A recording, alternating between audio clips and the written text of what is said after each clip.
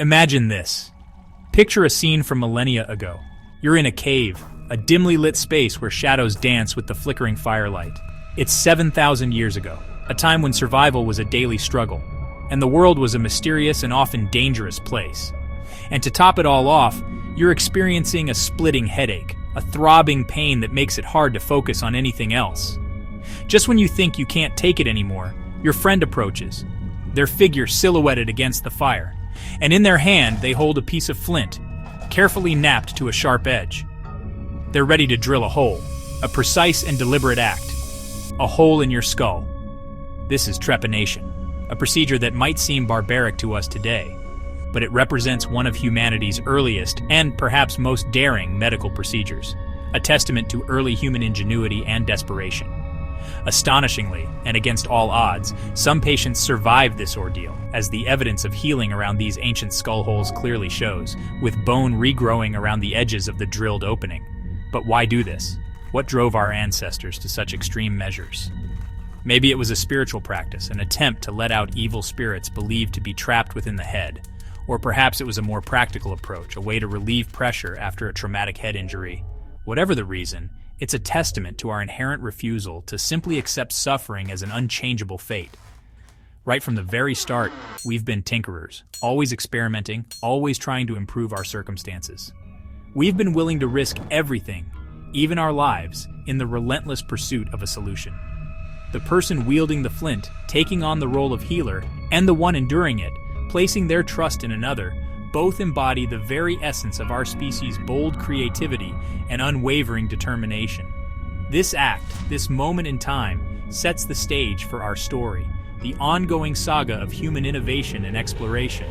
Humans, always poking, always investigating and prodding, constantly experimenting with the world around us, always asking the fundamental question, what if? The tools we use have changed dramatically over the centuries, evolving from simple stones to complex instruments.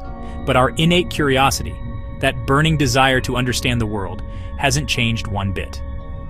So, let's embark on a journey through the Museum of Human Strangeness, a place where the boundaries of what's considered normal are constantly being challenged, where invention and madness, brilliance and insanity often walk hand in hand, blurring the lines between genius and folly. We'll encounter the oddities, the bizarre contraptions that will undoubtedly make you stop and say, they actually did what now? But this journey isn't about judging our ancestors through the lens of modern morality, but about understanding them, their motivations, their fears, and their hopes. And in doing so, perhaps gaining a deeper understanding of ourselves. Because that person in the cave, facing an uncertain future, is, in a very real sense, our relative. Their story, with all its triumphs and failures, is ultimately our story. We've always pushed the boundaries of what's possible, venturing into uncharted territory, explored the uncomfortable truths about ourselves and the world around us, and asked the kind of probing questions that no other animal on this planet would even consider. Our history is a complex and often contradictory blend of breathtaking genius and unsettling madness. From that first tentative flint surgery performed in a dark cave to the cutting-edge and sometimes ethically questionable experiments being conducted in today's laboratories, we're all united by a restless drive, a fundamental human need to fix what's broken, to change what needs changing, and to understand the mysteries that surround us. So, buckle up and prepare yourself, because the story of human creativity, in all its glory and its madness, is about to get very, very strange. And it all starts, believe it or not, with a hole in the head. Long before the age of metal or the ubiquity of plastic, when the world was a very different place, bones were not just remnants of life, but our ancestors' most versatile and ultimate tool. They were readily available, relatively durable, and could be shaped for a multitude of purposes. In prehistoric workshops, often simple clearings or caves, bones were meticulously crafted into needles, essential for creating clothing and shelter, fish hooks, vital for securing a reliable food source from rivers and seas, and spearheads, carefully designed for hunting and defense, essential for survival, but also sparking creativity and innovation in the face of daily challenges. A discarded antler, once part of a majestic creature, became a sturdy pickaxe, a delicate bird bone transformed into a flute, capable of producing melodies that echoed through the ancient world. This ability to see potential in the ordinary, to envision a new purpose for something discarded, is a uniquely human trait, a testament to our capacity for imagination and resourcefulness. Bone tools were far more than just makeshift gadgets cobbled together in desperation. They were precision-engineered instruments, carefully crafted to meet specific needs, requiring a significant investment of skill, patience, and meticulous attention to detail. The process of making a fine needle, capable of creating intricate stitches, or a sharp hook designed to withstand the pull of a struggling fish, took careful planning, a steady hand, and a level of dexterity that speaks volumes about the capabilities of our ancestors. These tools serve as a powerful reminder that our ancestors were not the brutish, unthinking beings they are sometimes portrayed to be. They were, in fact, skilled inventors, resourceful craftspeople, and innovative problem solvers. The development and use of bone tools marks a significant leap in human consciousness, planning for the future and anticipating needs that extended beyond the immediate moment, preparing for the harsh realities of cold winters, or ensuring a reliable source of food for tomorrow's meal.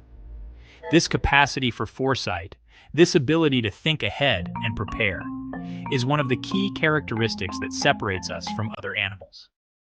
The humble bone tool, often overlooked in grand narratives of human history, is a powerful symbol of our fundamental shift from simply reacting to the world around us, adapting as best we could to its challenges, to actively shaping it to suit our needs and desires.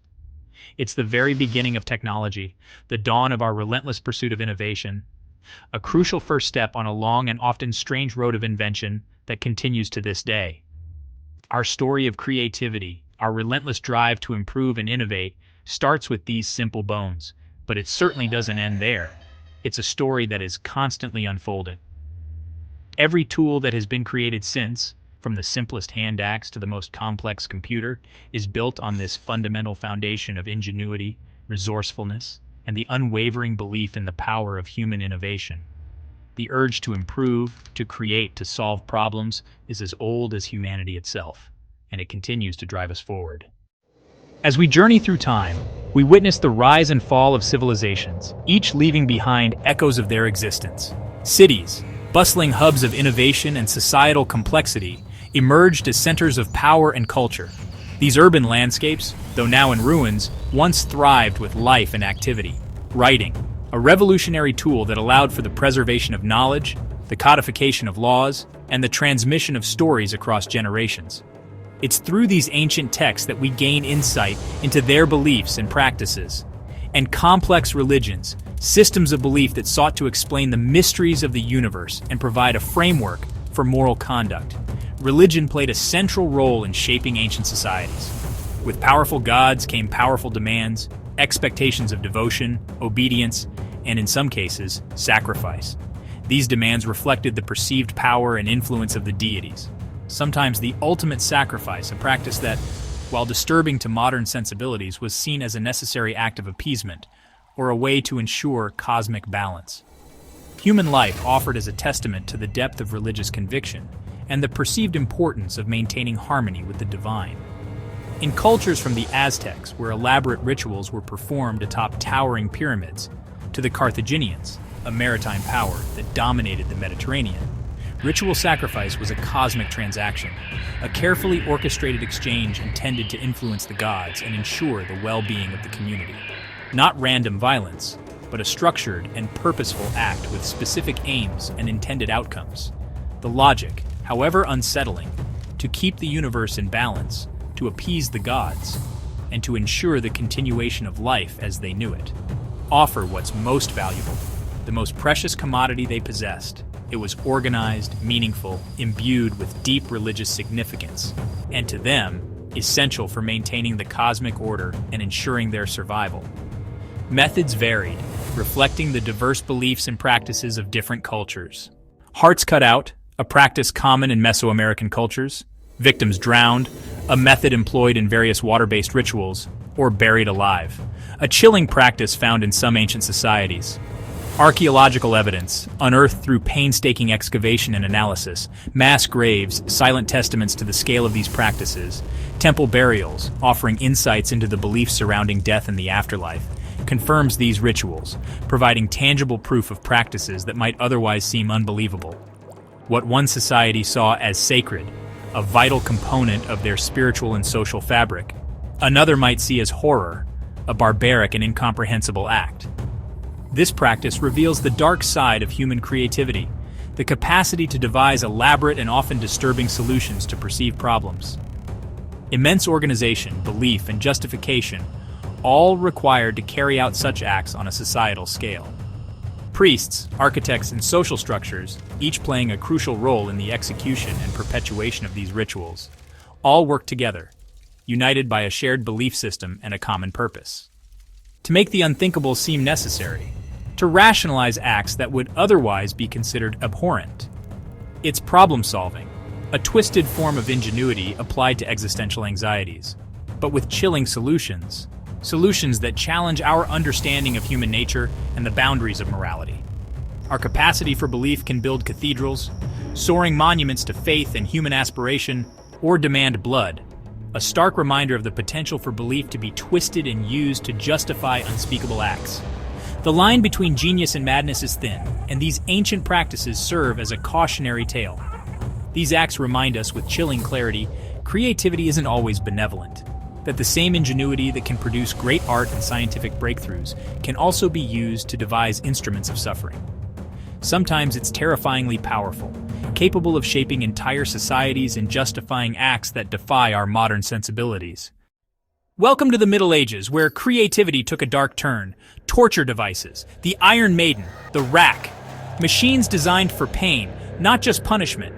These inventions were elaborate, almost theatrical, blending cruelty with engineering.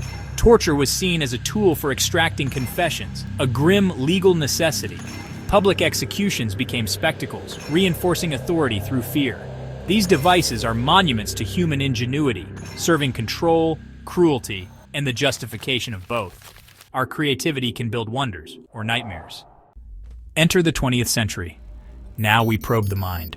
Psychological experiments like the Stanford Prison and Milgram's obedience studies revealed unsettling truths. Ordinary people, given roles or orders, quickly crossed moral lines. These experiments showed how easily our behavior can be manipulated. The tools changed, clipboards instead of flint, but the goal remained: to understand ourselves. We learned our moral compass is fragile, our sense of self easily shaken. The quest to understand the mind is as bold and as risky as drilling into a skull. Sometimes the scariest discoveries are about ourselves. The mid-20th century, we split the atom. This was genius on a cosmic scale, unlocking the universe's secrets. The Manhattan Project gathered brilliant minds to build the first atomic bomb. In 1945, the world entered the atomic age with a blinding flash. Nuclear tests were both beautiful and horrifying, power beyond imagination. The same knowledge that could power cities could destroy them. Soldiers watched blasts from trenches. Fake towns were obliterated for research. The atomic bomb is the ultimate double-edged sword, genius and catastrophe in one. For the first time, we could end our own species. Our greatest achievement became our greatest threat. With knowledge comes responsibility. A lesson we're still learning. The story of the atom is a warning. Creativity can be both salvation and doom. We're clever enough to build it, but are we wise enough to control it? After inventing world-ending weapons, we built bunkers to hide from them. The Cold War spawned underground fortresses, bunkers for leaders, bomb shelters for families. These were self-contained worlds, stocked for survival, hidden beneath hotels or backyards. Duck and cover drills and tinned food became symbols of a domesticated apocalypse. The bunker is a paradox. Technology built to protect us from our own inventions. It's a psychological coping mechanism, order in chaos. Most bunkers were never used, now standing as museums of fear.